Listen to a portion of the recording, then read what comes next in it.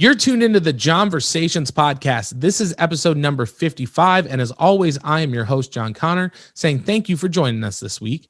My guest today is a congressional candidate from Georgia's 14th district. She is a self-proclaimed band mom taking on the QAnon queen, Marjorie Taylor Green. Ladies and gentlemen of the internet, please welcome Miss Holly McCormack. Holly, thank you so much for being here. I greatly appreciate you hanging out. How are you doing today? I'm fantastic. Thank you so much for having me on, John. Oh, it's no problem at all. When I saw that you were running, and especially being a parent, I was just so excited, and we can kind of get into why as we go through. But just seeing that there is someone with a sense of sanity, someone who's a business owner who has this, just seems to be a rational, reasonable person in what is just a crazy world. In Georgia right now, it seems to be a pretty crazy hotbed state of things going on. So couldn't be happier that you're running. So happy to have you on and get your message and your platform out there. I did want to ask you, kind of before we touch on your platform and things of that nature. From what I understand, you were an Army kid. Seems like you moved around a lot and stuff like that. Your dad was in the military. Talk to me a little bit about what growing up was like for you. I'm in Nashville. I know for a time you lived in Chattanooga, so we were kind of neighbors for a little bit. But talk to me a little bit about what it was like growing up for you and your background. Yeah, absolutely. I'm from this area. And then when I was really small, Daddy was in the Army, so we moved around a good bit. It was, I didn't know any different. Our whole family is military, for the most part. So, discipline on, there's a right way to do things, and hard work and all of that was just, the way we were raised. Of course, came back to this area, when daddy was honorably discharged. And so I went to school and things, and grew up still here in the area. And I mean, I live at the very top of the district. So it is just, you can throw a rock and hit Tennessee from where I am. So we're still pretty much neighbors. That's awesome. Yeah. And I kind of wanted to ask, someone like you, right, who you're running for a pretty controversial spot right now with Marjorie Taylor Green being in office and holding that position. And she's just cuckoo bananas, so I wanted to ask, obviously you're running and it seems like you've gotten some pretty good support as far as, your Twitter is kind of blown up. There's a lot of people who seem to be having your back, and I see a lot of positive comments and a lot of support. But, with you moving around as much as you have and kind of experiencing different parts of the world, do you think that's kind of helped to shape or like inform your point of view? Do you feel, I guess, more well-rounded because you've had those experiences? Well, yeah, I think the more that you are exposed to other people that don't look like you and maybe haven't grown up like you have, it only helps, to have that diversity. So totally. Yeah.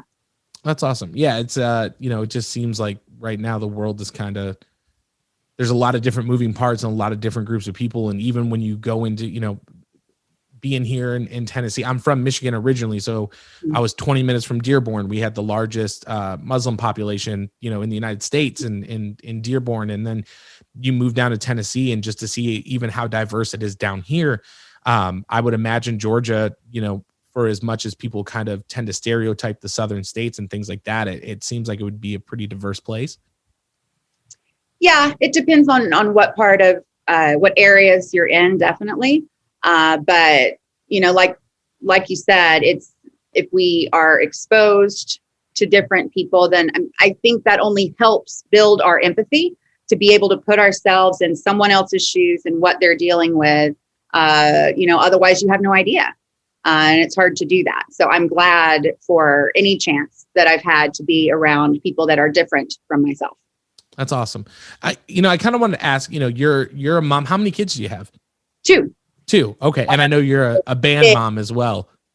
Yes. We had, it's COVID year, so I'm very excited. We just did the forms for him to start band camp soon. So my teenager, Well, I'm about to have 2 teenagers, but mine are old. Yours, you have a young kid, right? I have a 2-year-old. Yes. Oh, So wow.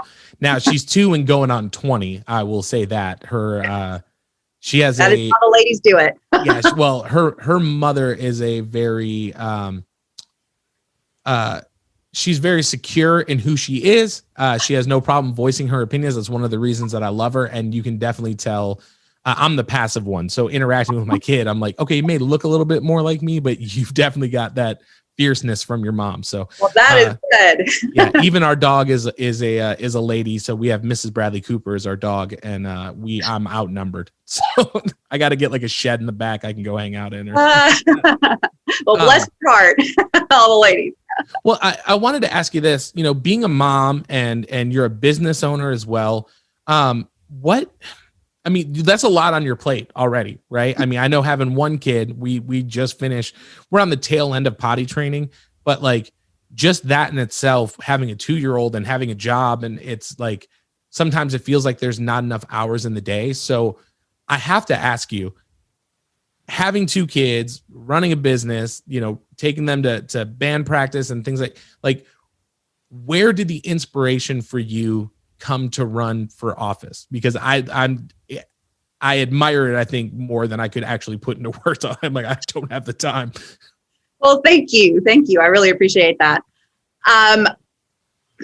Really just looking at the kids, I hammered into them their whole lives since before they were old enough to understand what I was saying, probably, about being kind and standing up for what's right, and not only to not bully, but if they see it, to step in. And, both of mine are kind of shy somehow. They're shy. I'm the loud one, but, to stand up for people. And so, I guess when this last year that we've all lived through, with, the drawing a blank. Well, of course, with the pandemic, but also with the protests and reform that needs to happen there. So much of it was just heartbreaking. As a mother, I can't fathom being a mom in just case after case after case after case, and getting a call like those moms received. And so that's when I started getting involved in activism and, community work and things to try to help somehow, even if it's just small little things. And then, when Marge won, that's close to home. That is someone who swooped in here, isn't from here, doesn't know what it's like to live here, and is now representing us. And that is personal. So even though it's a large jump from business owner, mom, sometime activist to jump straight to that, that was the opportunity to make some big change. And that's what I'm excited about, is to bring that progress. And you're right, Georgia's got a lot of big stuff going on, good and bad, but they've got a lot of really good, like, Ossoff and Warnock being elected, and all of the work that Stacey Abrams has been doing for years to enable that to happen, and engaging voters that have been overlooked. And so, it's a cool time in Georgia to jump in and be a part of that and bring that progress on up to the state line. Yeah, I think that's a really good point. And I did want to ask you, because again, being a parent, we've had the discussion of like, how are we going to raise our child so that they understand the advantage that she has just by being born to white parents, and then having the conversation of like, okay, now you understand. And what do you do to be an ally, or to to be an ally in the right way, not like the woke, like Twitter, like, looking for likes kind of ally, but like someone who genuinely wants to make a difference and understands her place in the world, because when I was a kid, we didn't have that. We were taught to be like good people, but the racial differences as far as like police interactions and going to get a loan and stuff like that was never anything that I knew when I was a kid. And so when you mentioned like getting that phone call, at least for me as a parent, I think it's important to be able to instill that in my child, to say like, look, you have to understand how the world operates, the role that you play in it, and how you can make it better. Is that something that you try to with your activism work? Is that something that you try to impart into your kids as well? Yeah, I bring them with me for, some of it, depending on the protest. My daughter went with me to the Women's March, actually up in Nashville, because we didn't have a big one here. So we drove up to Nashville for the weekend. I think that first off, just knowing it and educating, because I wasn't taught most of this in Southern schools. It was glossed over for a lot. So that's the first thing I did last year when all of this really started happening, at least more in the media where people saw it, was educating myself and learning the background on all of it. And so, of course, they're probably sick to death of it, but I also educate the kids on it. But also then just to show up for people, so that it's not just the woke thing that you see online, but or on social, but to show up. So if it is going and working in a community garden in a part of town that isn't near where we live or something, just in small ways, that instills in them the right type of values. Because I think that, and that's the biggest thing. We're used to hearing politicians that say something and it doesn't, and lots of people, not just politicians, but especially that, I think they've got a bad name for that, but that show up to do the good work they're talking about. And that means to be authentic in that way means a lot to people. So yeah, I definitely think, when someone is impeccable with their word and you see that the actions behind it, like marching and volunteering and things, like when you see people doing that, it kind of reinforces the trust in that person, that their intentions are well. And that's one of the things that in kind of researching you and reading about you and seeing what you've done, I'm like, oh, okay. So this is, not just things that are being said because, we want to get the liberal Twitter voters, but like, this is the path that I'm walking, I'm living every day. And I think that's, very admirable, because I don't know. I feel like if there was something that like you read people's intentions on Twitter, you would be like, oh, this is just, there's plenty of people that are out there just for the likes or the social clout. So to see someone that's like, hey, I'm in it to win it, and I'm walking the line every day, it's not only admirable, but it's inspiring. So thank you for doing that. And yeah, I kind of wanted to, I did want to ask you this. So again, you called her Marge, which I think is great because it makes me think of Large Marge from like Pee-wee's Playhouse when I was a kid, or like so I might start referring to her as that, but I don't know. But you've got someone now who is so deep into, I mean, we could sit here and talk about Jewish space lasers. We could sit here and talk about, the cabal of Democrats eating children and things like that. These outlandish and crazy things. It doesn't really seem that she has a platform other than this America First platform, which is seems very white supremacy minded. And then you look at the people who have signed on, Matt Gaetz, who just seems to be a charming gentleman. But my question for you is for people who are listening, who, want someone that stands for something, that has concrete ideas and ways to improve your state and in the country in general, what are the key things in your platform that you think people should know? Sure. Yes, you are right and that's why we focus so much on the work that we're wanting to do and that I will bring to the district, because we are absolutely not having any right now. She doesn't have any committees. So that's why she's getting so creative, and God help us teaming up with Matt Gaetz. And so we're going to do the absolute opposite of that. What we need is, and we just did our rural revival week last week, where we focused on several points, one a day, to help bring up, to make our district better, to create opportunities, to make sure that we're taking care of the people that live here. So, the first thing, and several of them tie together. So when we talk about the economy, and good paying jobs, the first thing that comes to mind is rural broadband. In most of the district, it is very rural, and there's internet that isn't just, they don't have it at all. They don't have cell service, or you can't, it's not very good. It's very, very slow, things like that. So especially in this pandemic year, we've all had to change a lot of what we do. I work from home, the kids do school from home. So those were big changes. And to be able to all be online at the same time, that would, if we couldn't do that, and it was challenging at times just because of the signal or the strength of it. But not everybody even has that opportunity. And so that limits you on your job, that limits on education.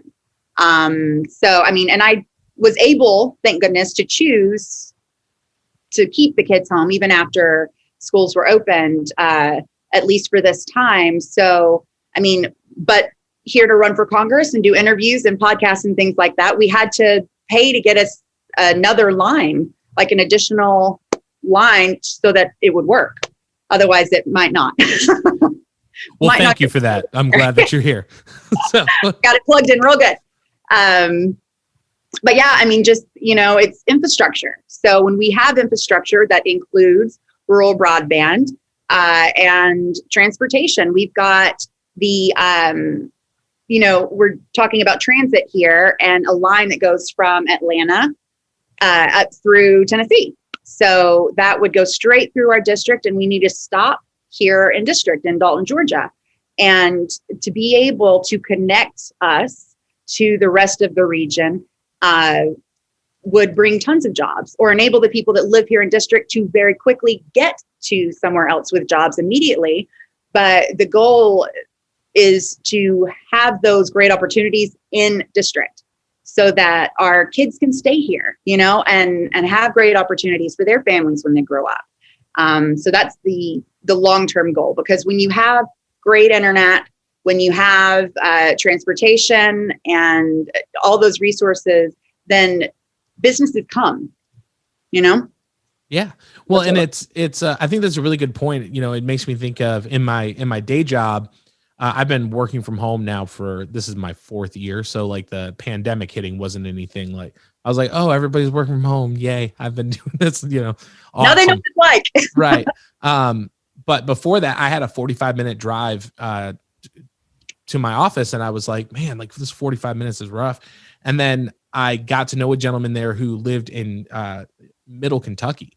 And he was like, yeah, man, I drive in like 3 hours every day for the paycheck. So when you're thinking about something like a rail line or something that's going to help you, work outside of the district, but then bring that money back and spend it in district, I can imagine it would make a pretty big impact, to, especially when you think about things you could do with that money with the tax revenue and right. ways you can improve the community and at that home level. I think that's a really good place to stand, especially when your opponent right now isn't bringing any dollars to the state by not having any committees. So, right. Well, and we spoke with a gentleman last week that actually has come to 2 of our events, which is so fun because he met us or found out about me on Twitter, and then now we know him. So that's so exciting for it to cross over. But he works at a university. He lives in Chattanooga, drives to Dalton. If 75 is messed up, you're just out of luck and you're stuck, you can't.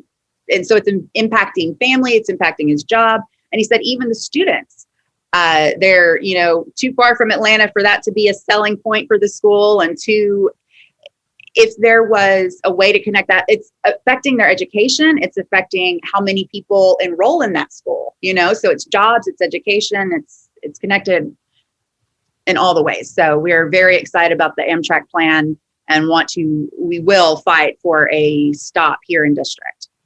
Yeah. And it kind of reminds me, like, it seems like in that kind of situation, especially with a university like that, if it is someplace kind of in the middle of nowhere, but there's not that that like, amazing football team. Or my wife watched the cheerleading documentary on Netflix, and it was a community college in Texas, but they have all these kids that want to go there because their cheerleading program is that they've won like, 5 out of the last 7 years or something.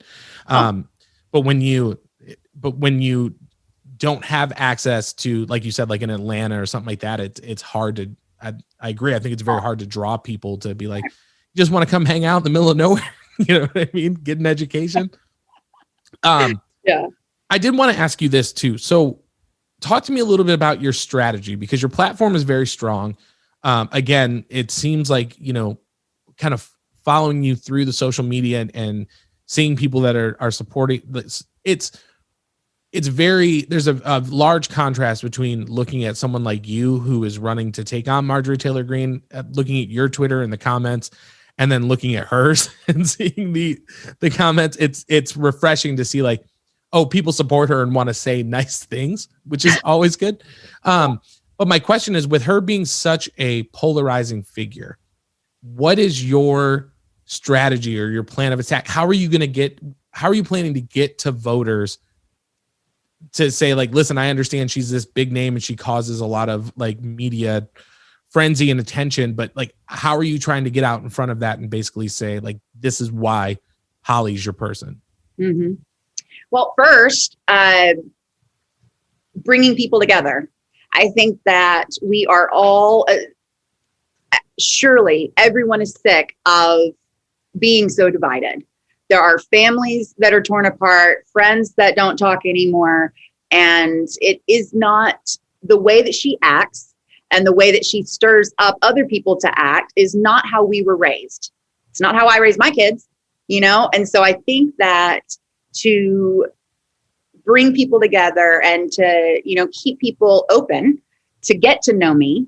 That's why we're doing such a focus on getting in the community before I'm a representative, to do the good work and to bring, good things happening in Northwest Georgia, so that I'm not a politician, and so we have to get overseeing each other as left or right, or, it doesn't matter. It matters that we take care of each other. It matters that we show empathy and that we show up. So that's really what we're focusing on, because I do think that people are starving for a real person who will fight for them and show up. So I think that's a really good point. And I think especially when you look at the presidential election this year, Biden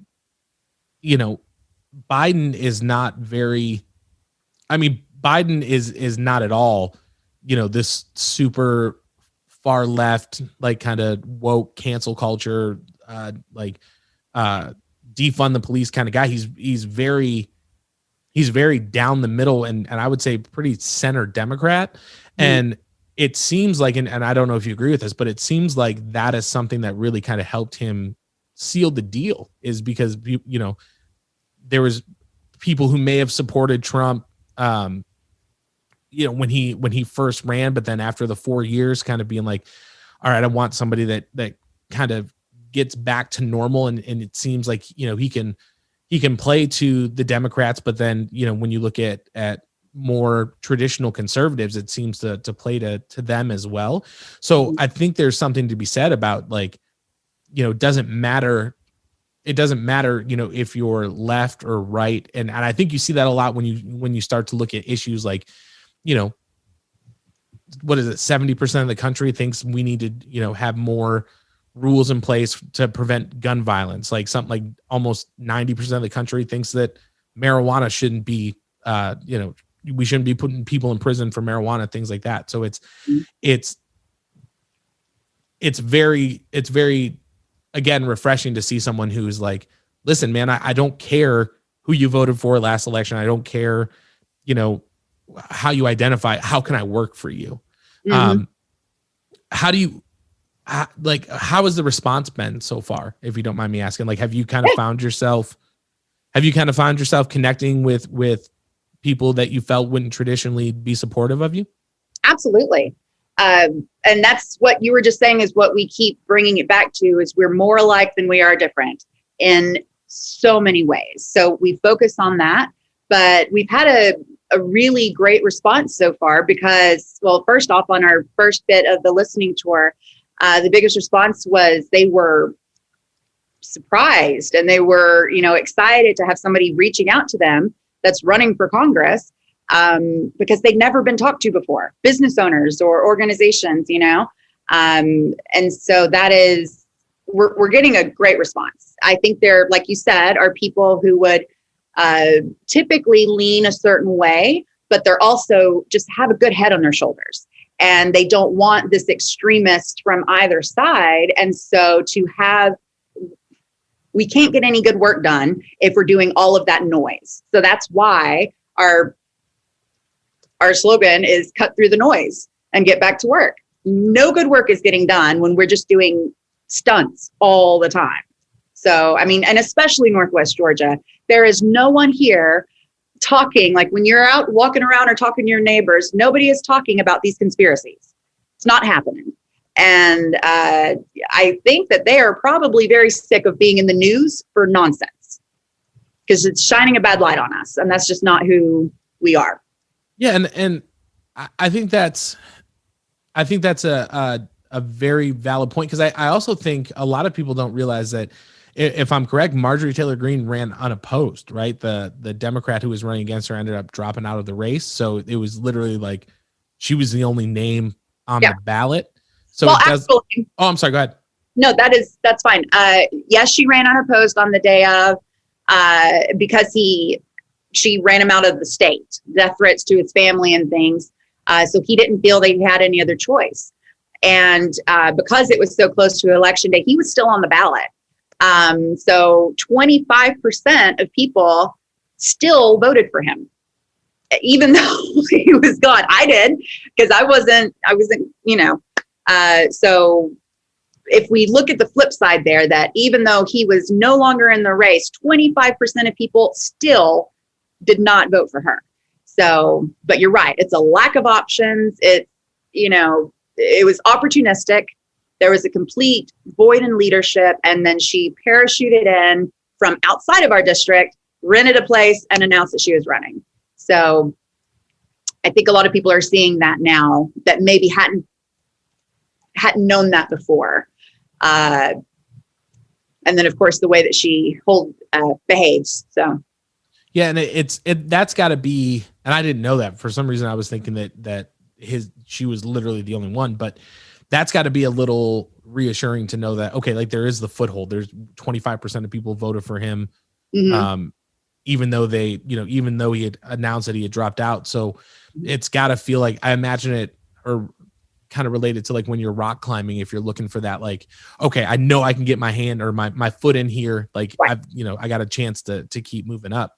Right. Well, and that's why we're focusing also to, yes, that's the beginning part, but to also focus on voter registration and turning out people that have been overlooked for a very, very long time. And that's, I believe that is going to change everything. Yeah. I wanted to ask you this because before the election, we had, Ossoff and Warnock won. Like you said, Stacey Abrams is out there doing amazing work. We need more people like her across the country. And I think there are people like her, but just, I'm hoping more people elevate to the level that she's at, and continue the good work. But then we have January 6th, right? Mm-hmm. And you've got, the QAnon shaman is chanting in the chamber and all of these, the sedition caucus and we're seeing people challenging the election results, and Marjorie Taylor Green being one of them. And I believe she announced that she was going to try to impeach Biden before he even took the office.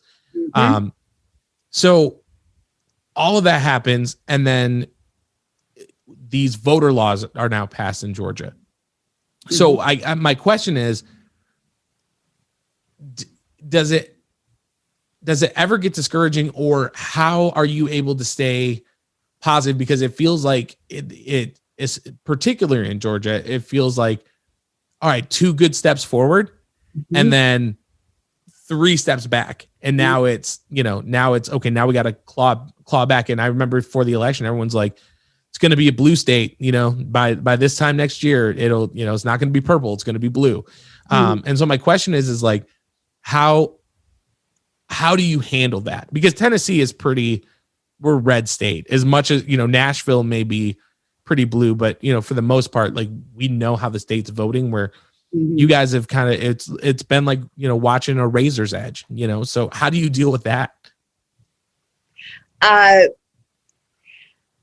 I just, for my mindset, to look at and keep in front of me the progress that needs to happen. And you're right, as soon as you make progress, then things are going to change and they're going to pull it back. But it's more reason that we have to keep it in front of us, our why of where we want to be, what we want this to be like for our kids, and for their kids. I see hope. I hate that Ossoff and Warnock were covered up on January 6th by the insurrection. But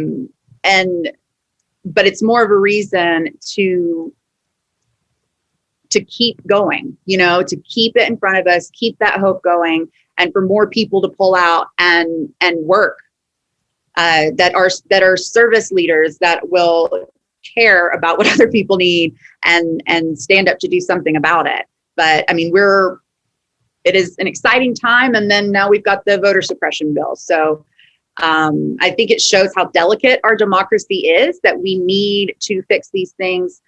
And, hopefully more people will stand up to join us in bringing that change. I agree. I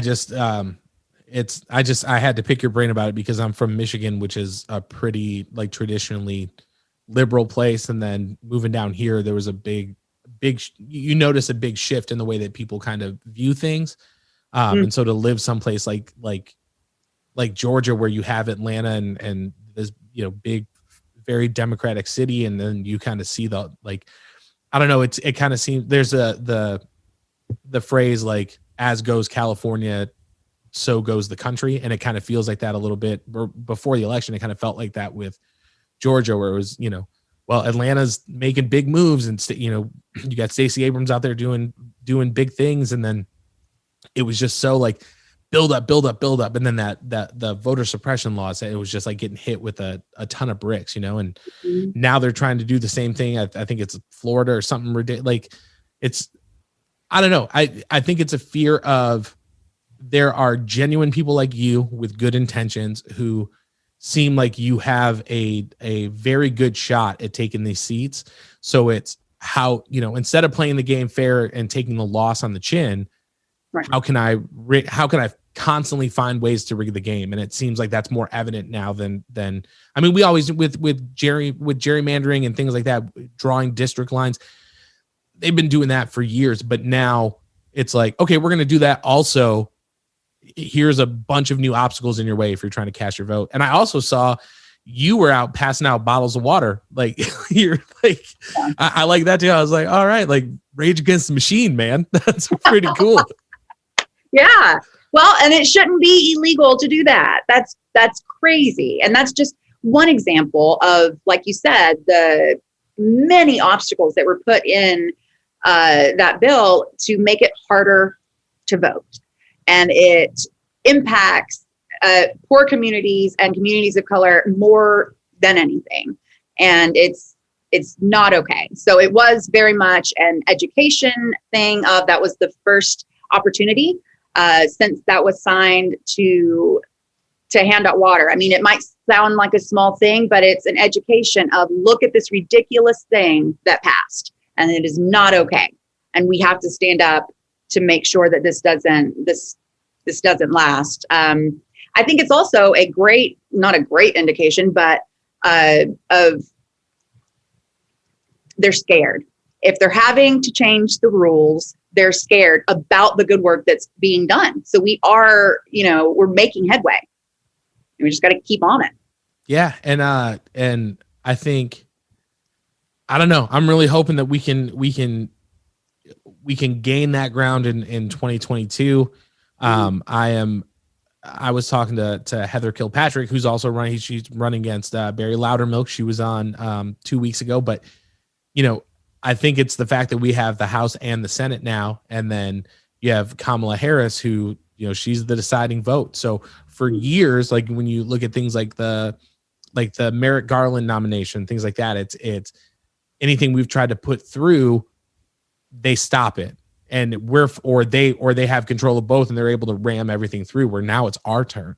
And I think that's where some of that fright originates from, because it's like, oh, now they're going to do to us what we've been doing to them.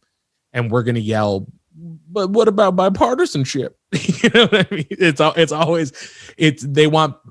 Republicans want bipartisanship when they don't get what they want. But when the tables are reversed, it's like, I'm going to do what I'm going to do. So I don't know. I'm really pulling for you. I appreciate it. No, I wanted to have you on because anyone who listens, we've, and I also want to say this to people who are listening. So again, your opponent, Marjorie Taylor Green, whether you live in Georgia or New Jersey or California, you know who this woman is, or you live under a rock, right? And if you live under a rock, bless you. But what I will tell you is that you can live in another state and still donate to a Canada and Georgia, right? Because that's a seat. Yeah, she represents Georgia, but the work that they will do will represent you as an American citizen. So with that being said, if people want to support you, Holly, if people want to say, hey, you know what?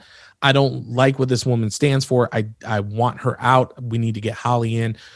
Obviously, you have Holly for Congress. That's the number 4. Throw it up. But what are some ways that people can support you? Obviously, they can donate, but is there anything else that you think people should be doing? Yeah. Well, you nailed it. She is dangerous for our democracy as a whole. It is not just Georgia. We cannot set this precedent that somebody like that is allowed to stay in a position of influence. So you're right. It's going to take all of us pulling together in the nation to make this change, for us to unseat her. And so, yeah, we are, and there will be volunteer opportunities. We're already having volunteers. If you go to hollyforcongress.com, you will see join the McPack. That is our volunteer team, whether it be on social media or when we have in-person opportunities. We're going to be doing a lot of voter registration, we've got to counterbalance that voter suppression bill, So we're going to have to engage everybody that hasn't been engaged before. So we are going to have lots of opportunities for volunteering, and really just spread the word as much as possible. We put a lot of content out of work that we're doing and policies that are important to the people that live here. And so really just sharing that message, because what we've got to do is all of that negative attention, like you said, everybody in the world, but definitely in America, knows who she is. And so we need to be able to capture that negative attention that she keeps putting out there and then flip it. We've got to change it for good. And we can do that together. So yes, go to hollyforcongress.com and definitely support in any way you can. Even the small recurring donations. That's how I was able to help Georgia, or Ossoff and Warnock, was just a small recurring thing. We've got a family and everything else to take care of. So I understand that, but every little bit helps. And the early money is going to getting the word out, voter registration, and all of that for right now. So, well, I would encourage people who are listening. We put out this podcast for free. There's no subscription fee.